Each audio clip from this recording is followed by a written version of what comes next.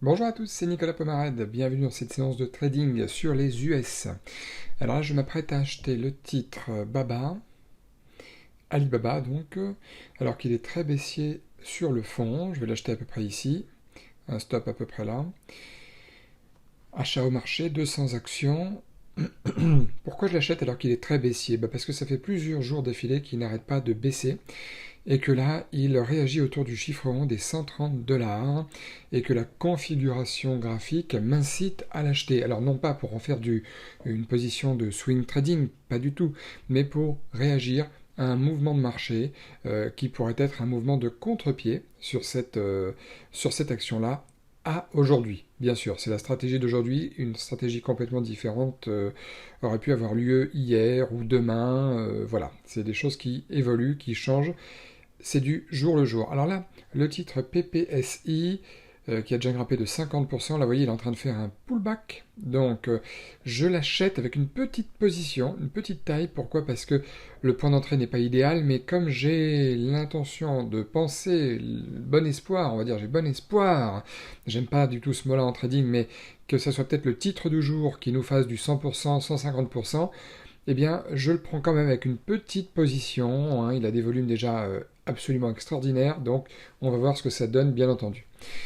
Baba se passe bien, je suis à 123 $ de gain pour le moment, donc mon alerte a été déclenchée, je vais pouvoir remonter mon alerte stop qui est ici, mais voilà, en haut, vous voyez la flèche bleue, la ligne bleue, c'est ma vraie target, donc là, j'ai pas envie de prendre de bénéfices avant que ça ne touche, en fin de compte, le point d'entrée le point de clôture de la veille. J'attends qu'Alibaba touche ce point de clôture de la veille avant de prendre des bénéfices. Pourquoi? Parce que, euh, comme je vous dis, Alibaba est très baissier. Et deuxième raison, c'est que là, son plus bas aujourd'hui est 129, l'objectif environ 132, niveau graphique, et Alibaba est capable de bouger d'environ 6 $ par jour. Entre 5 et 6 $ par jour, donc l'objectif, il n'est pas du tout déconnant. Alors là, je suis un petit peu le titre TTD que j'avais acheté il y a quelques semaines et qui est à 570 $ environ de bénéfices latents. Donc je vous le remonte parce que je suis toujours sur le coup de cette action, une des rares actions que j'avais prise sur laquelle je la laisse porter pendant plusieurs jours, plusieurs semaines, je ne sais pas encore. On va voir ce que ça donne. Donc on en est là pour ceux qui suivaient un petit peu l'historique. Et là, PPSI, gros retournement et puis violent de chez violent, hein. Là voilà, je sors 126 $ de perte. Vous voyez en haut à gauche 126 $ de perte. Là il s'est retourné, il m'a pas laissé du tout souffler une seconde. Mon alerte a sonné et du coup j'ai dû me précipiter pour sortir. Heureusement que j'avais une toute petite taille sur cette position qui me fait perdre presque 2 fois plus que ce que j'avais prévu quand même. Bon, Alibaba où il en est. Donc c'est bien, Alibaba il continue de monter. Voilà, au plus haut, j'étais à 243 $ de gain, au plus haut sur Alibaba. On va voir ce qu'il donne, Alibaba, là.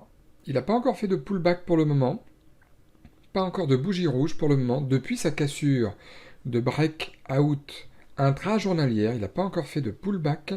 Donc j'attends qu'il fasse un pullback pour ensuite espérer qu'il monte, voilà, là où je suis en train de mettre à peu près ma target. Mais je ne vais pas mettre de target fixe, je vais mettre une alerte, hein, vous savez comment je travaille. Je mets une target avec une alerte parce que si jamais ça transperce mon alerte, voilà, là il est en train de faire un pullback, c'est très bien.